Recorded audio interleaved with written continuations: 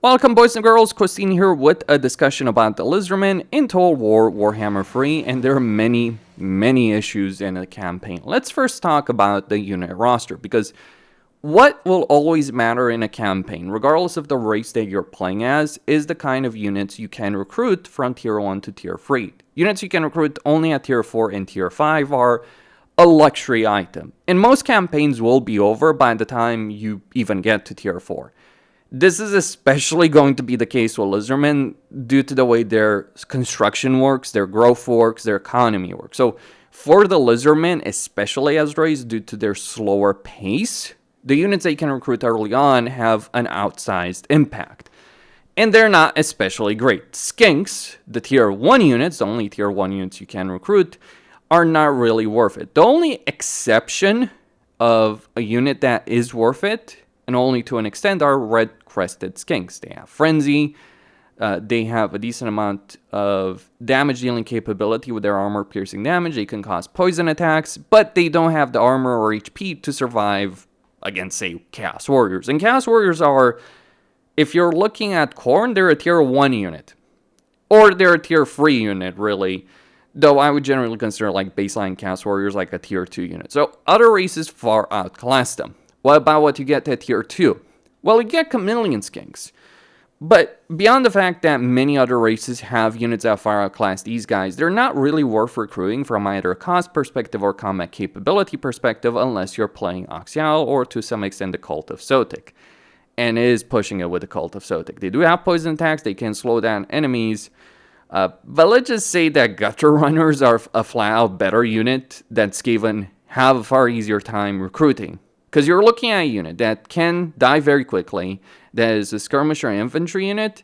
These work great in a context for a race where you either have very few settlements to hold, in the case of, say, Wood Elves, or you have a lot of settlements to hold, but you can mass a significant number of armies, because you can recruit things very fast and your economy can support that. That is where Skaven or Greenskins or other races do come in.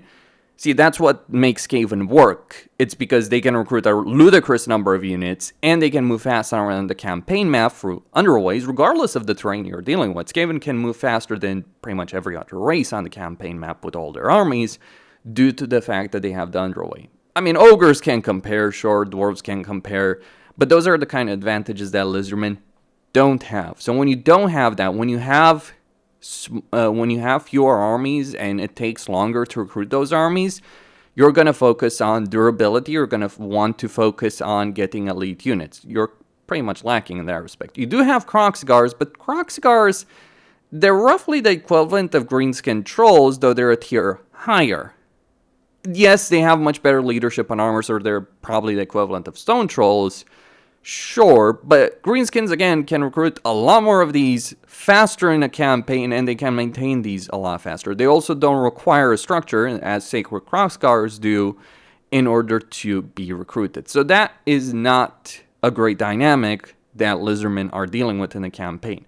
Another thing worth pointing out is that in most Lizardmen campaign, Kroxgar notwithstanding, in most Lizardmen campaign, you're only going to be able to get one hero until Tier 3, and that's the Skink Chief, and you can only get increased capacity at Tier 3, and you can also get a Skink Priest at Tier 3.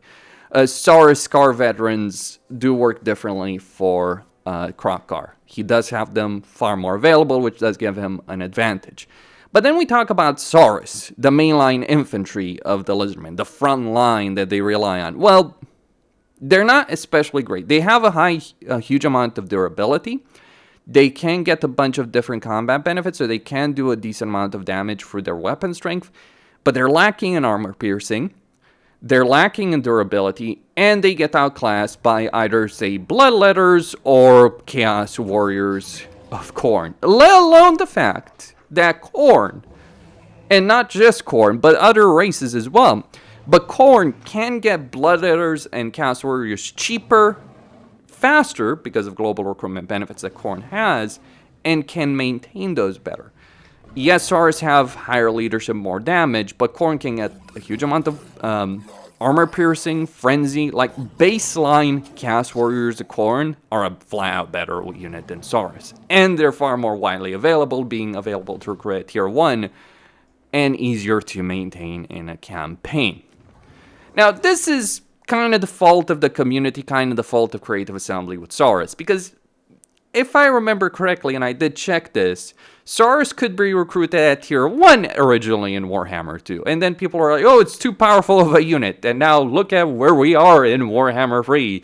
Chaos Warriors of Khorne, Jade Warriors, Armored Cossars at tier 2. Armored Cossars are a substantially better unit than Saurus. Poor Saurus. And the shielded version is the exact same unit. So you're lacking in armor piercing, you have an anti-large capability, you have some mass, not a huge amount, but really the only really strong infantry unit are Temple Guard. But then you get into the discussion about the Temple Guard cost. And even then, Temple Guard are kind of equivalent to, like, let's say, Chaos Warriors of Nurgle with great weapons, roughly. Or maybe a bit better. Again, Nurgle can maintain a lot more of those, despite the limitations on unit recruitment that Nurgle does have. And let's not even talk about Chaos Warrior recruitment. So Saurus, they're a decent unit, but they're not comparable to the options other races have. What else do you get? Well, your cavalry options, Cold One Riders, Cold One Spear Riders, Horned Ones, pretty crap as far as cavalry is concerned. Like, think of Empire Knights. Okay, you get some armor piercing, sure, but want to make the comparison to Reiksguard or Knights of the Blazing Sun? Sure, they might have the armor piercing, which is not something to laugh at, but they are not a great cav unit. Certainly not a great stand and fight type of cav unit. They're also not a great shock cav unit because they're lacking the charge bonus needed to make it work. What about Pterodon Riders? Because Fire Leech is great. It's not. These are kind of trying to be the equivalent of Gyrocopters, except Gyrocopters are the better unit in every single way possible. They're far more durable. They're cheaper overall. You can recruit more of them as the dwarves because of the local recruitment capacity that dwarves do have.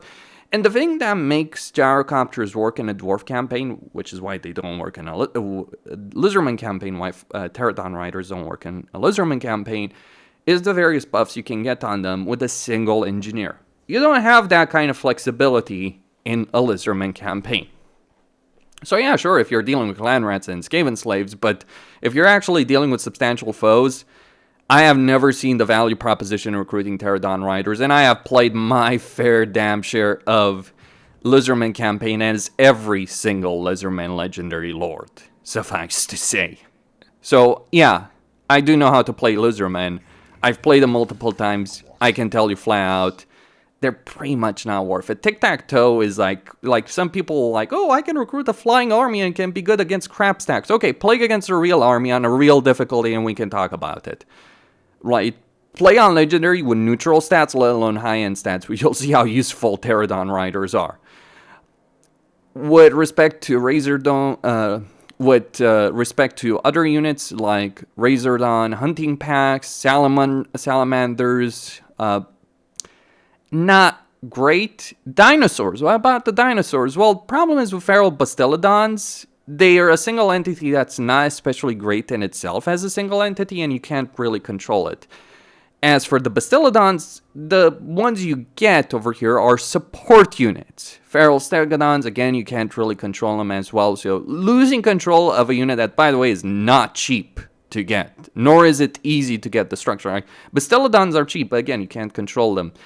So it's not really worth it to get these units. Like, once you're talking about Stegodons and ancient Stegodons and Troglodyons and all that kind of stuff, yes, absolutely, but it is that kind of high tier. But that's just units in isolation.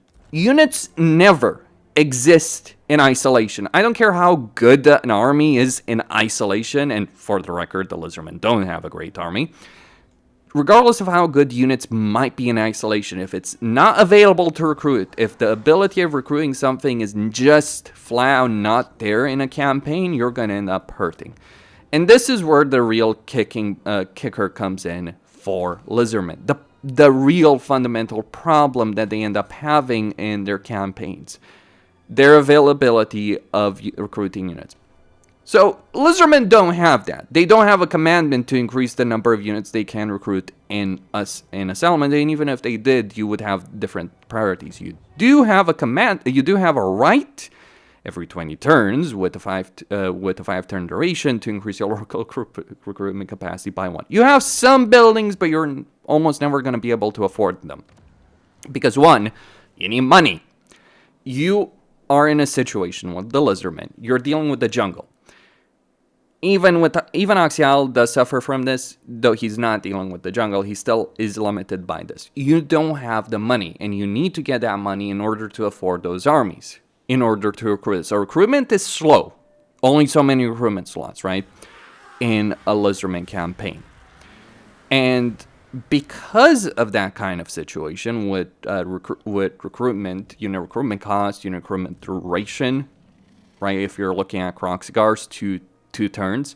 For instance, if you're looking at a situation of having a limited recruitment capacity capability along with economy that is in itself limited, as well as having an economy or a race that requires multiple buildings in their settlements to achieve success, then you end up hurting even further. Because one could argue, well, Lizardmen don't need multiple buildings to make their economy work. That's in theory, but in reality, they do need multiple buildings to get other things working in their campaign. So they need a growth building because they need to grow their settlements, because otherwise their growth is not going to be that great. It's better than the pre-Thrones of the Decay dwarf growth, but there is a real problem with the way Lizardmen grow their settlements. And that is Lizardmen structures construct more slowly than almost every other race in the game. If you're playing a Lizardman campaign, you might as well be playing the entire campaign with unpleasant climate, or actually an uninhabitable climate to some extent, because it is that bad. There are ways to increase that speed, but that is where the problems start kicking in. Because 1, you have a commandment that reduces construction time by 1. Even then, even with the commandment, you're still slower than other races. So what do you need to do if you're playing a Lizardman campaign? Well, you're going to need to get various buildings in order to unlock types of research in order to get to the same baseline level as other races in terms of construction. It's not just provincial capitals, it's almost all buildings. But in order to unlock this research, you need to first spend time to get these buildings in the first place in order to get access to certain things. Specifically, what you're after is the tablet of monuments, which gives you the sequence of construction. But that only gives you the sequence of construction. If you want to go even further down this path, and you do, you then need to get the Star Chamber, a completely useless building that you only get for the sake of research. Okay. You only get it to unlock research. The amount of research it's providing is not great. Oh, but campaign movement range or all that. No one gets a Star Chamber or a Scrying Pool, for the sake of anything other than unlocking those technologies in a campaign. And that's not all. Like, there's various tablets. Tablets of war, tablets of spawning, but really what you're after is the tablet of monuments, which is not an especially fun building to unlock, I gotta tell you, on that subject. Because if we find one, if we look at it, it is a tier 3 building that is a control building. So imagine spending one of your precious building slots, when, by the way, you also need a good amount of growth, you need the economy building. So one of your building slots, you almost want to get an economic building. The other building slot, you're almost always going to want to get a growth building because of, well, Lizardmen constructing provincial capitals slower does mean that their overall growth suffers. Being able to construct capitals fast is not just the benefit of unlocking building slots or higher tiers, it's also the ability of unlocking higher growth, because the main driver of growth in almost every race is actually your provincial capital. The growth building is a secondary benefit. Ports are a tertiary benefit. But when your provincial capitals are limited because of how long it takes to construct them, then it's even more crucial to get those buildings. And put yourself in a Lizardman position as well. You have one barracks you need to get, the Saurus one, to actually recruit units you want. Then you have the Skink barracks at tier 3 that you want to get for Skink Chiefs for your replenishment hero.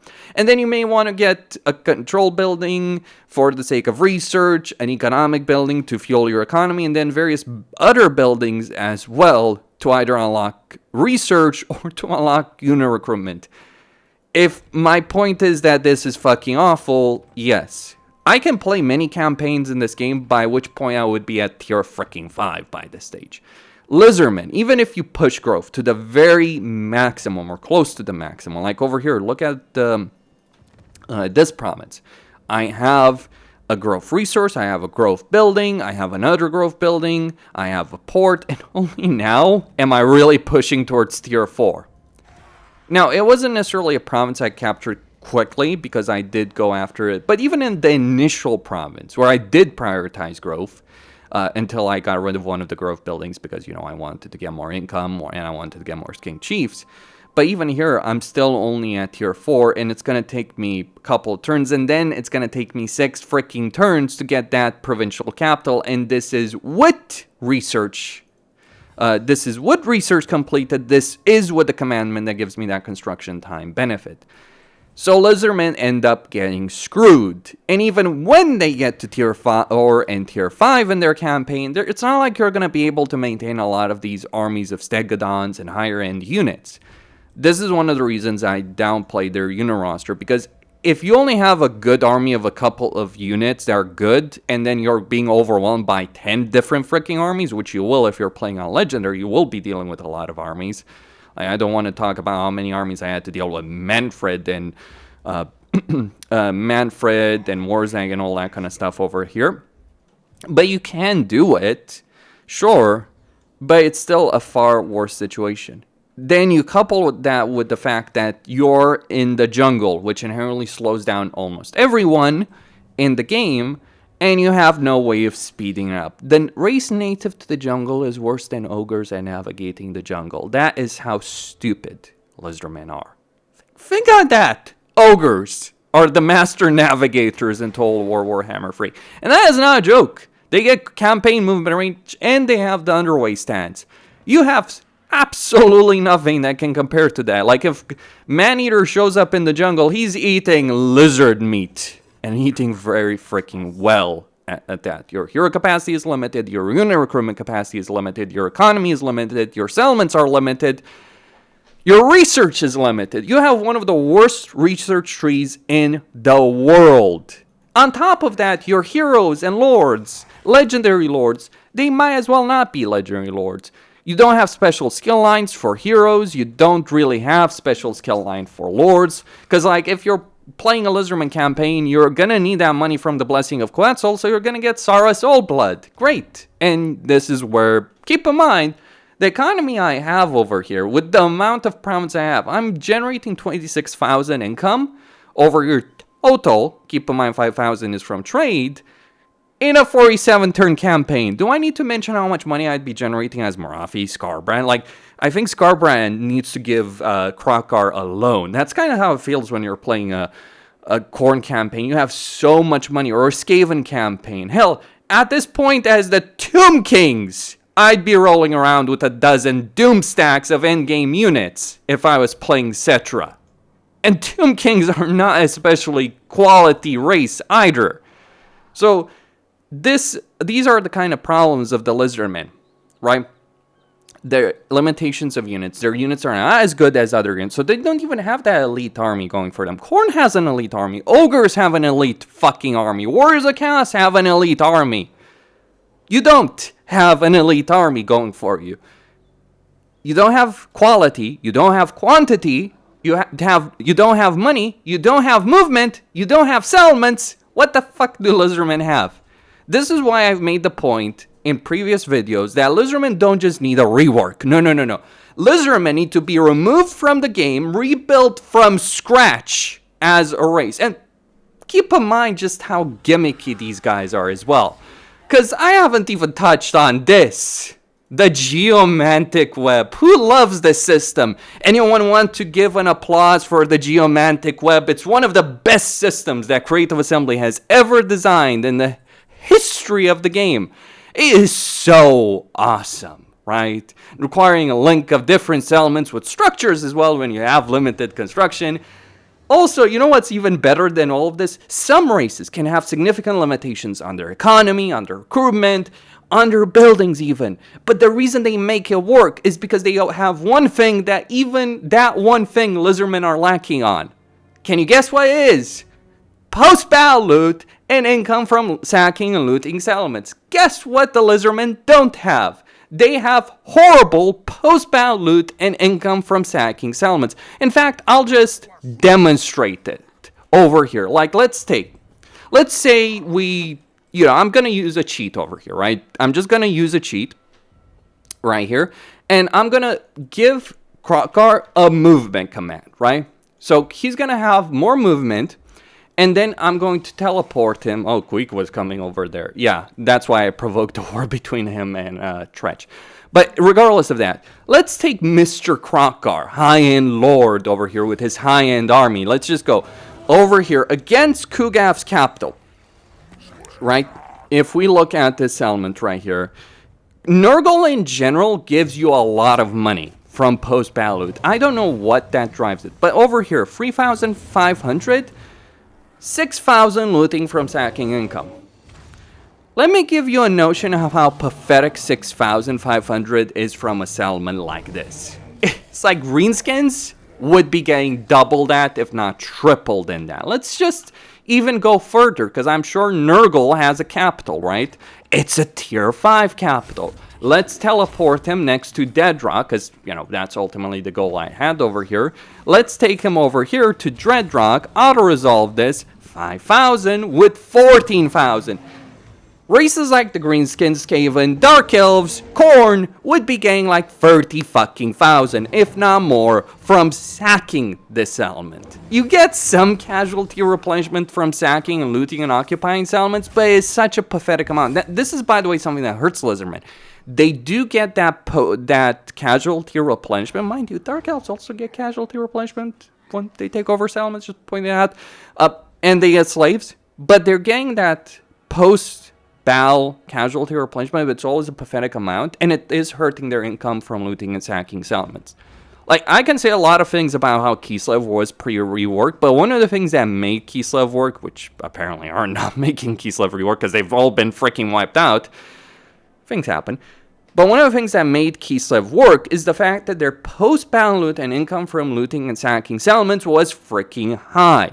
I don't know what exactly was driving it. I don't know how it works. I know there's certain, benefits and modifiers, but I think there's more to it than that. Because you can play a race that has no modifiers, and yet they're getting more from post-battle loot than some other races. It might just be the range of options. It might be the racial design. I have no freaking clue. All I can tell you, Lizardmen are poor as fucking dirt. They'll barely gain any money worth a damn post-battle, even when up against high-end enemies. It's only it's some exception, like you can get some good amount of money when you're fighting like 3 stacks of Manfred, sure, but so can everyone else. That would be weird, so that at least can work for you, but you're outmaneuvered, outgunned, and outspent. Like, I can play races in this game, the Empire, Skaven, Kislev, even pre-rework, that I could get so much fucking money from just fighting battles that I didn't have anything to spend it on. If it was a race based around building up stuff, taking it slow, that would be something. Do you know which is a race that's based around that? Chaos Dwarves. Except that Chaos Dwarves are 10 times the freaking race that Lizardmen could ever hope to be, and Chaos Dwarves have some issues on that.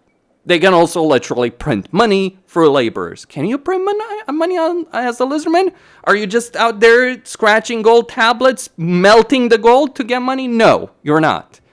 So there's a lot of freaking issues with the Lizardmen, and I do hope at one point Creative Assembly will do them well, because they never have. Lizardmen have never been a great race in Warhammer, ever. At any point, can anyone point to the Lizardmen in Total War Warhammer 1, Warhammer 2 or 3 and say, these guys are one of the best races in the game? The reason they got nerfed in Saurus is because people bitched about having to fight Saurus with spearmen as the Empire or something equivalent to that. It's like, oh, it's too horrible to do that, or fighting them with clan rats. That's the only reason. It's because the AI cheats and abuses that, but even AI Lizardmen are not really a great challenge. Kostin Sanya.